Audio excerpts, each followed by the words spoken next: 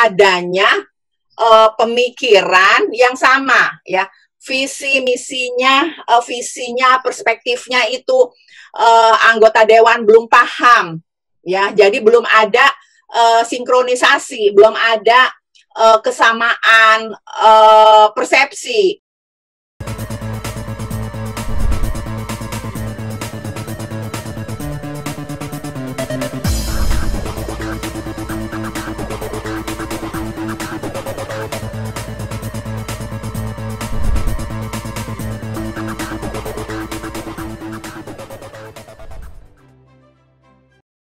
Terkait isu utama Bu yang diperjuangkan Kowani saat ini, dan ya, sejauh mana perkembangannya Ibu yang Ibu lakukan dengan teman-teman di Kowani? Ya, jadi mengenai yang terkait dengan masalah perempuan, yaitu yang kita sedang perjuangkan, yang waktu itu sempat keluar dari prolegnas, ya, yang tidak menjadi suatu prioritas, kita perjuangkan bersama-sama teman-teman, termasuk Kementerian Pemberdayaan Perempuan, termasuk Komnas Perempuan, dan beberapa LSM lainnya, mengenai RUU PKS atau penghapusan kekerasan perempuan, yang merupakan suatu yang sangat penting, ya, yang sangat vital dalam perjuangan terhadap pencegahan kekerasan seksual dan bagaimana penanganan terhadap korban kekerasan seksual tersebut, ya. Nah, kita perjuangkan untuk bersama-sama mengawal, mendampingi, dan juga dapat menggolkan bersama-sama untuk RUU penghapusan kekerasan seksual yang alhamdulillah sekarang masuk di dalam prolegnas. Nah, tentunya hal ini sangat urgent untuk dapat segera digolkannya, karena kita melihat bahwa data kekerasan terhadap perempuan itu semakin tinggi, terutama sekarang di masa pandemi COVID-19, ya. Peningkatannya bisa lebih dari 100% per tahun, ya. Di mana juga pelakunya adalah orang-orang yang terdekat, orang-orang yang masih di dalam lingkungan terdekat. Nah, jadi di mana juga dijelaskan di situ mengenai RUU PKS yang memang kita sedang menyelesaikan di dalam RUU tersebut, ya, juga keberpihakan juga bagi korban, kemudian juga yang sebelumnya juga belum tercakup, keterpihakan kepada korban, kemudian adjudikasi maupun pasca adjudikasi. Nah, kemudian juga RUU PKS juga dijelaskan di dalam butir-butir tersebut seperti pelecehan seksual, ya, kemudian eksploitasi, pemaksaan kontrasepsi, pemaksaan aborsi, pemaksaan termasuk perkawinan, ya.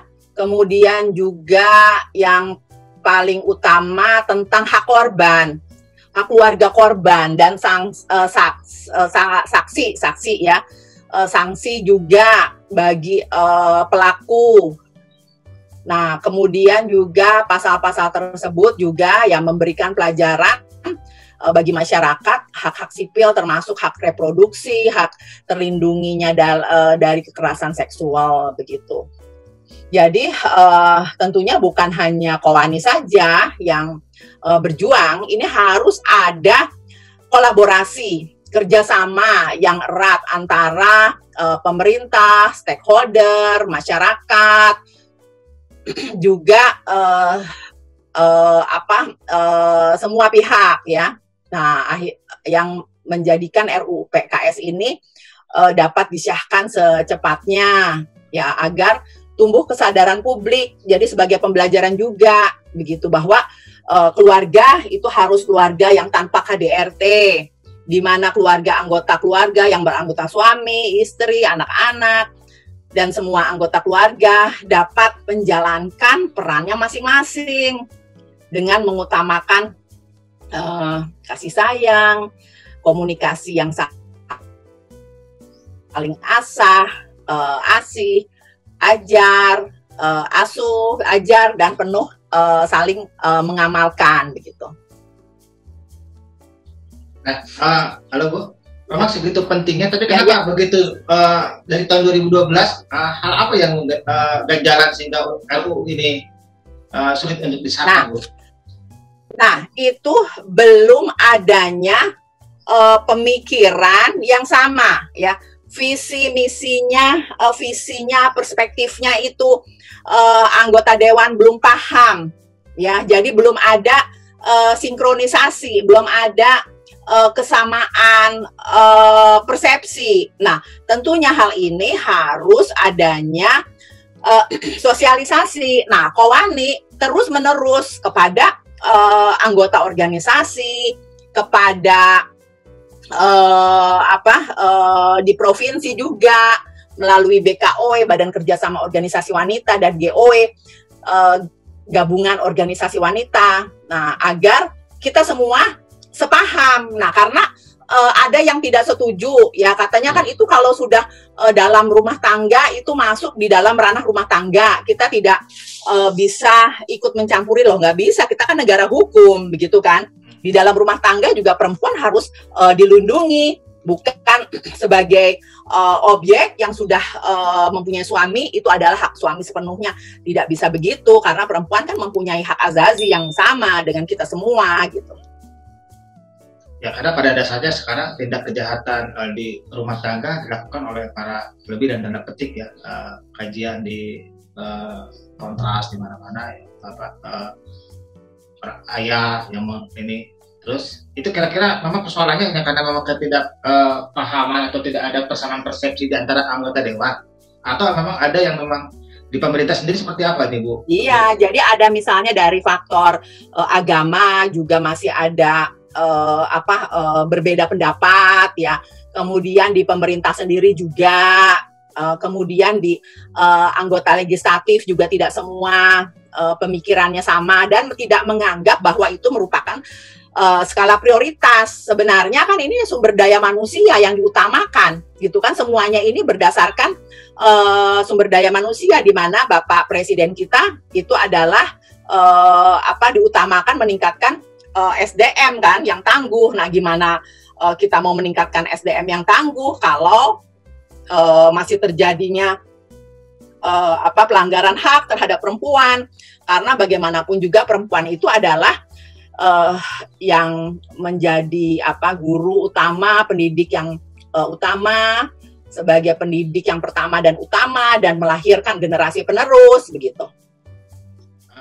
Menurut Ibu Ketum, apakah memang pemerintah saat ini belum 100%, walaupun sudah ada Kementerian Perempuan dan Anak yang saat ini Ibu pahami lah, apa memang saat ini pemerintah tidak ada keinginan harusnya mendorong supaya undang-undang PKS ini bisa disahkan? Padahal kan sudah ada Kementerian Perempuan dan Anak, ya Bu, ya? Iya, kita bersama-sama dengan Kementerian Pemberdayaan Perempuan dan Kementerian Pemberdayaan Perempuan juga kan, kalau menurut saya juga banyak yang harus diselesaikan, ya, program-programnya, prioritas. Nah, tentunya juga kita harus selalu bersama-sama, kita harus membantu, mendukung pemerintah ini untuk bersama-sama kita perjuangkan, begitu. Nah, kalau memang persoalannya, Bu, tidak adanya persamaan persepsi terkait masih ada anggapan di agama, di legislatif, ini bagaimana peran Kowani untuk mensosialisasikan bahwa ini sebenarnya bukan masalah agama atau masalah itu dia. Jadi poin-poin yang berada di butir-butir RUU PKS itu kita sosialisasikan kepada organisasi anggota, kepada masyarakat luas, agar bersama-sama kita menyuarakan bukan hanya sekelompok saja, tapi seluruh komunitas yang ada untuk mendorong dan untuk segera menggolkan gitu. Jadi kan kalau ada pressure juga, mau tidak mau suara kita kan didengar gitu. Nah, jadi ya inilah yang menjadi suatu prioritas. Tetapi memang proses RUU ini kan tidak bisa seperti membalik telapak tangan ya, harus ada kajian juga kan, sudah ada banyak kajian dari akademisi, dari agama, dari segala sektor begitu. Tokoh agama juga. Jadi bukan hanya suara perempuan saja, tetapi tentunya suara semua pihak begitu.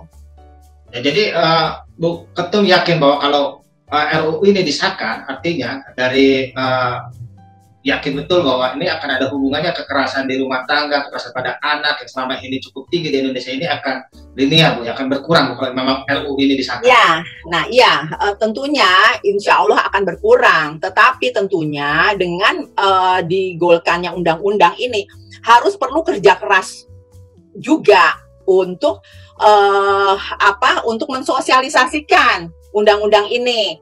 Kemudian untuk diedukasikan, diinformasikan begitu, dan dikomunikasikan agar seluruh masyarakat mengetahui bahwa sudah adanya undang-undang, lahirnya undang-undang PKS ini begitu. Nah, kemudian juga pihak-pihak yang terkait seperti pihak keluarga, pihak lingkungan, tokoh masyarakat, RT RW, belum lagi pihak penegak hukum.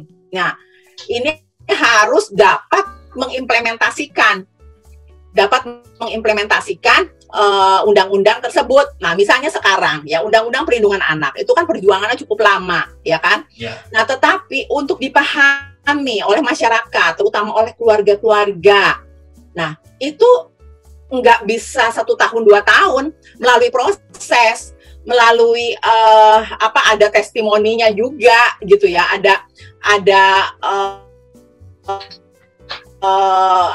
korban dan ada pelakunya, dan penegak hukum juga harus dapat mengimplementasikan sanksi-sanksinya. Kadang-kadang masih dipakai bukan Undang-Undang Perlindungan Anak, tetapi KUHP dan yang lainnya begitu.